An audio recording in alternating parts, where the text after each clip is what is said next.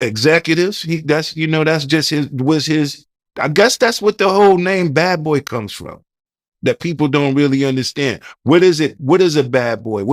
Why did he choose that name? You know, Now, if I blame Diddy, former Bad Boy Records artist Mark Curry breaks his silence on Diddy. Now, there's a lot of skeletons in Diddy's cupboard, and Mark is ready to name every one of them. Yeah, they released Shine, right? And then they deported him to Belize, said he couldn't come back to the United States. So he goes back to Belize. And do you remember when Def Jam signed him to a record deal? They gave him what, $8 million? How much? L.A. Reid gave him $1 million. All right, so L.A. Reid gave him $1 million to put out an album, and the album never came out. I knew that when L.A. Reid went to give him that $1 million, that was Puff giving him the money, but he had to give it through L.A. Reid. They never intended on giving him an album. If they would have gave him $1 million for an album, wouldn't we have heard the album?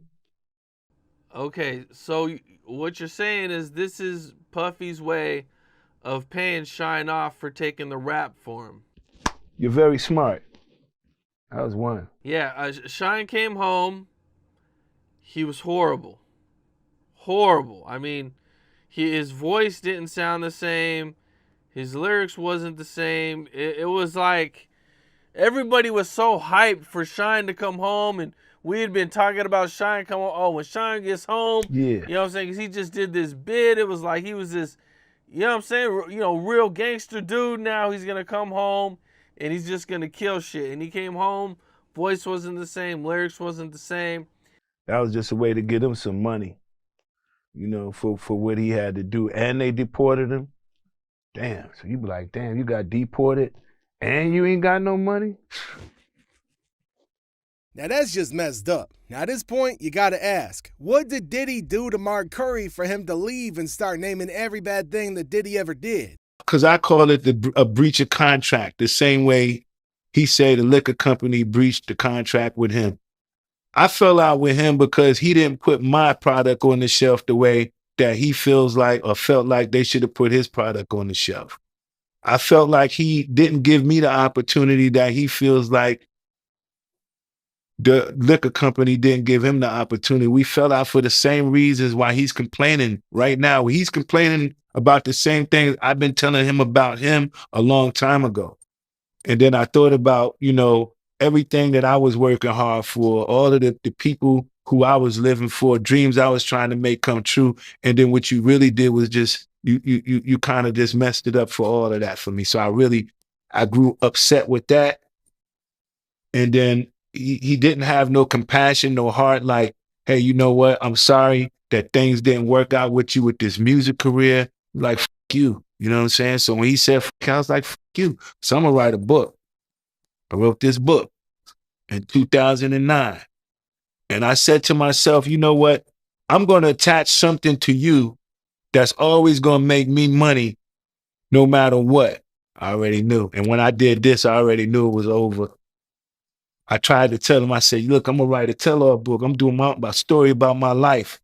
I guess he thought it wasn't nothing. And, and I did it. A lot of people tried to say that they was going to write a story, about a tell-all story. And a lot of people didn't get the opportunity to make their tell-all story. It seemed like everybody who was going to make a tell-all story, something happened to them. I mean, and I say something for, make things clear. Me is the walk that I live. The only person on the face of this planet that I ever could have that kind of altercation with, to where if something ever was to happen to me, man, look at him. It ain't nothing gonna happen to me by accident. I'm not going to go trip and bump my nose on a wall. I'm not gonna have no pneumonia or nothing like that. You understand? And if anything you ever see anything happen like that with me, you already know. But it won't always happen.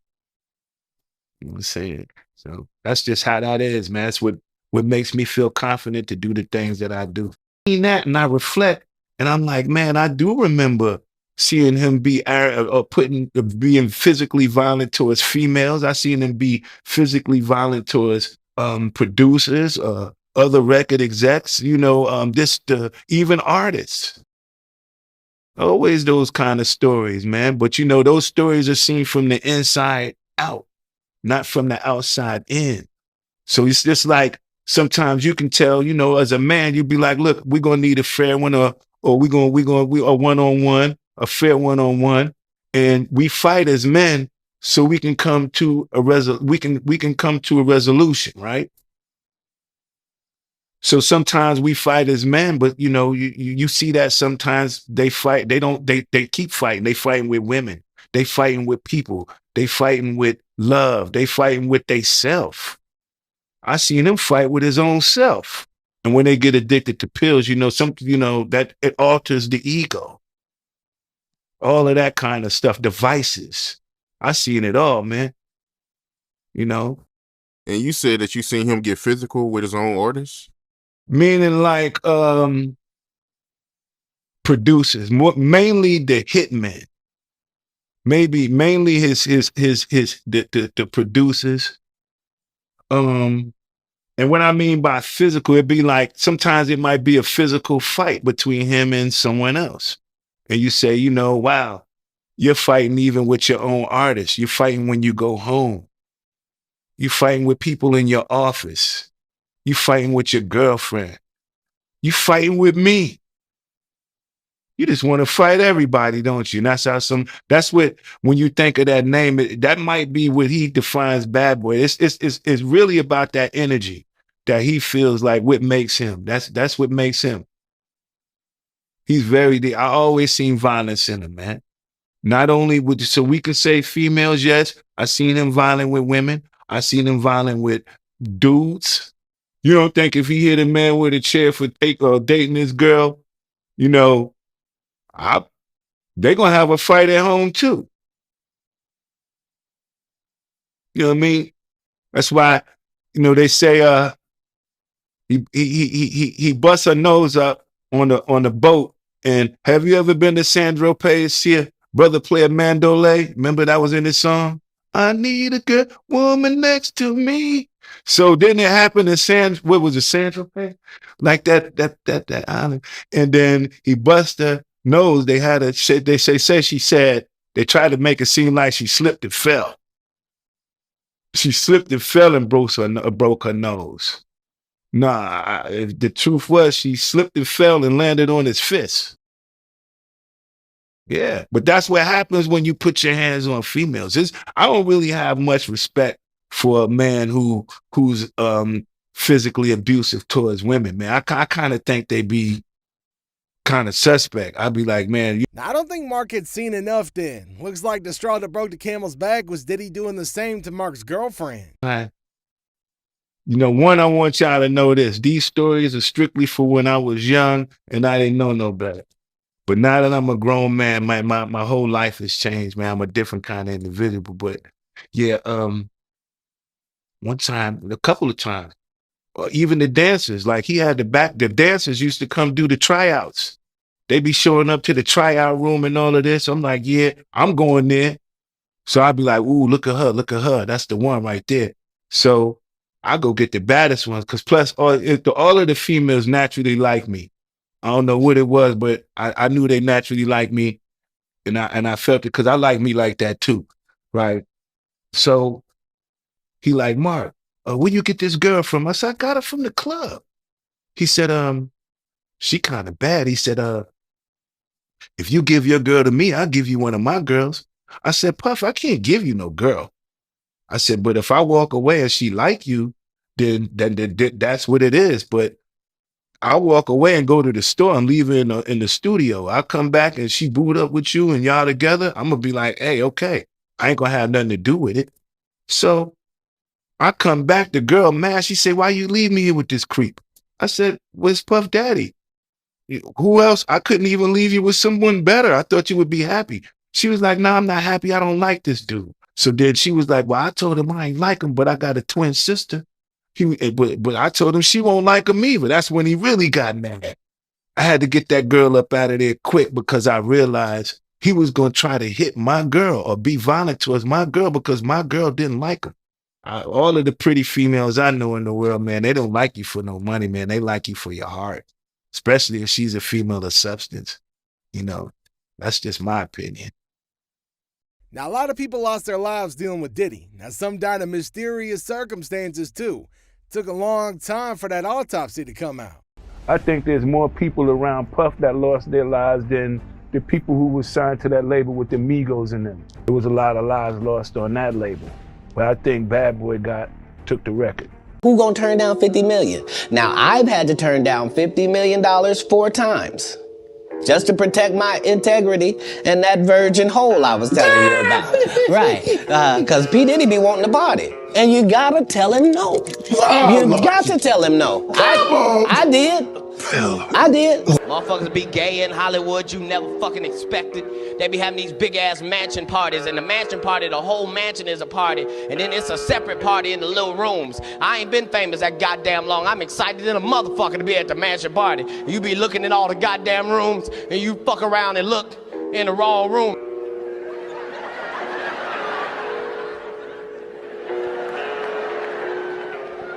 Nick, come here. Why you think I speak with such clarity? I'm actually involved in each one of these stories I told you about. Now, Shine was believed to have gone to prison for Diddy. He thought he was a friend, but to Diddy, he was just another artist on his label. And Mark laid out the details of the shooting. The night at the club, Yep. was a dude threw some money at Puff, kind of insulted him. Shine being the person who hangs around Puff that feels like, you know, out of respect of my brother, or sometimes you could think Puff is like a brother. It's easy to mistake Puff as a friend, for real, until you need him. Then when you need him, you're gonna realize he's not the same person that you thought he was, right? So you could be in the club with him and somebody could be like, yo, F Puff. And you be like, what? This nigga said what? Then you pull out the gun and want to start shooting or whatever it may be, as what Shine did, and then next thing you know, you're in trouble. You must have thought that this dude was your friend or somebody that cares about you. He don't care about you. He's not your friend. He gonna say, and I believe in his interview, he said that they was asking him, was Shine like a brother or someone that was like someone he cared? He was like, he was just an artist. He's capable, like I told you. I want you to understand this deep. You go into his office, you say, Puff, I'm here to talk to you about the money for my recording deal. Where's the money? He say, oh, the money's there, but I just need you to make one more song so we can start promoting and marketing. And you be like, okay, well, only thing I need is one more song. Only thing you need, Playboy, is one more song. He just sent me out trying to look for the impossible. So then you go back, you be like, man, hold up, man, I don't really believe in that one more song thing. I don't really believe in that. Let's think of something else. Another way we can do business.